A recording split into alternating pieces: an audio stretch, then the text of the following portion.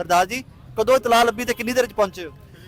ਮੈਨੂੰ ਤਕਰੀਬਨ 2 ਵਜੇ ਇਤਲਾਹ ਲੱਭੀ ਹੈ ਕਿ 2:30 ਵਜੇ ਤੱਕ ਦੀ ਮੋਹਲਤ ਦਿੱਤੀ ਹੈ ਤੇ ਉਸ ਤੋਂ ਬਾਅਦ ਫਿਰ ਨਿਕਲ ਕੇ ਫਟਾਫਟ ਅਸੀਂ ਨਿਕਲ ਆਏ ਆ ਔਰ ਕੋਈ 10-12 ਮਿੰਟ ਪਹਿਲੇ ਪਹੁੰਚ ਗਏ ਆ। ਹੁਣ ਇੱਥੇ ਹੀ ਹੋ?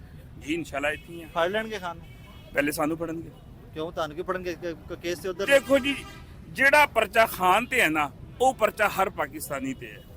ਜਿਹੜਾ ਖਰਚਾ ਖਾਨ ਤੇ ਹੈ ਉਹ ਪਰਚਾ ਮੇਰੇ ਤੇ ਵੀ ਹੈ, ਇਹਨਾਂ ਤੇ ਵੀ ਹੈ, ਇਹਨਾਂ ਤੇ ਜਿਹੜੇ ਲੋਕ ਅਸੀਂ ਇਕੱਠੇ ਹੋ ਕੇ ਆਏ ਆ। ਕੋਰਟ ਦਾ ਏਟੀਸੀ ਦਾ ਤੁਹਾਡੇ ਤੇ ਵੀ ਹੈ? ਬਿਲਕੁਲ ਸਾਡੇ ਤੇ ਪਰਚਾ ਹੈ। ਜੇ ਖਾਨ ਉਹਦੇ ਵਿੱਚ ਮੁਲਜ਼ਮ ਹੈ ਨਾ ਤੇ ਫਿਰ ਮਹਿੰਦਰਪਾਲ ਸਿੰਘ ਵੀ ਮੁਲਜ਼ਮ ਹੈ, ਬਿਲਕੁਲ ਉਹ 'ਚ ਮੁਲਜ਼ਮ ਹੈ ਕਿਉਂਕਿ ਖਾਨ ਨੇ ਪਾਕਿਸਤਾਨ ਬਚਾਉਣ ਦੀ ਕੋਸ਼ਿਸ਼ ਕੀਤੀ। ਖਾਨ ਨੇ ਹਰ ਪਾਕਿਸਤਾਨੀ ਨੂੰ ਇੱਜ਼ਤ ਦੇਣ ਦੀ ਕੋਸ਼ਿਸ਼ ਕੀਤੀ ਹੈ।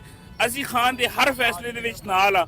ਅਗਰ ਖਾਨ ਦੇ ਉੱਤੇ ਏਟੀਸੀ ਦਾ ਜਿਹੜਾ ਏਟੀਸੀ 7 ਦਾ ਜੋ ਵੀ ਉਹਨਾਂ ਦੇ ਕੇਸ ਹੈ ਨਾ ਉਹ ਸਾਡੇ ਤੇ ਵੀ ਹੈ। ਫਿਰ ਹੈ ਬਿਲਕੁਲ ਹੈ ਸਕਦੇ, ਬਿਲਕੁਲ गिरफ्तारी देंगे। जान भी हाजिर है। खान पाकिस्तान वास्ते खड़ा है। ਅਸੀਂ 47 ਵਿੱਚ ਆਜ਼ਾਦੀ ਕਿਸ ਵਾਸਤੇ ਲਈ? ਮੈਂ ਅੱਜ ਬੜੇ ਵਸੂਖ ਨਾਲ ਕਹਿ ਰਿਹਾ ਕਿ ਉਸ ਵਕਤ ਮਾਸਟਰ ਤਾਰਾ ਸਿੰਘ ਨੇ ਗਲਤੀ ਕੀਤੀ।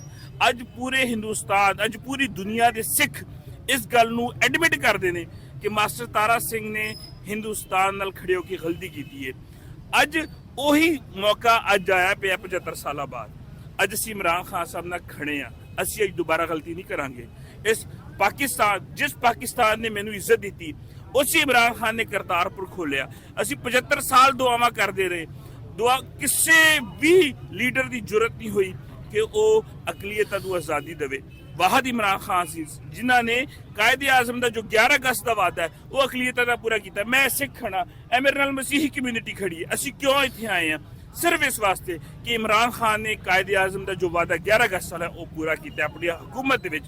ਅਸੀਂ ਇਸ ਕਰਕੇ ਅਗਰ ਜਿਹੜਾ ਇਲਜ਼ਾਮ ਖਾਨ ਸਾਹਿਬ ਤੇ ਹੈ ਨਾ ਉਹ ਮੇਰੇ ਤੇ ਵੀ ਹੈ, ਉਹ ਇਹਨਾਂ ਮਸੀਹੀ ਬਰਾਦਰੀ ਤੇ ਵੀ ਹੈ, ਉਹ ਹਿੰਦੂ ਬਰਾਦਰੀ ਤੇ ਵੀ ਹੈ, ਉਹ ਮੁਸਲਮਾਨ ਬਰਾਦਰੀ ਤੇ ਵੀ ਹੈ। ਅਸੀਂ ਖੜੇ ਆ। ਅਗਰ ਖਾਨ ਨੂੰ ਗ੍ਰਿਫਤਾਰ ਕਰਨਾ ਹੈ ਪਹਿਲੇ ਸਾਡੀ ਗ੍ਰਿਫਤਾਰੀ ਪਾਣਗੇ, ਉਹ ਸਾਡੇ ਤੇ ਹੀ ਪਰਚਾ ਕਰਨਗੇ, ਫਿਰ ਅਸੀਂ ਖਾਨ ਨੂੰ ਗ੍ਰਿਫਤਾਰ ਹੋਣ ਦੇਵਾਂਗੇ।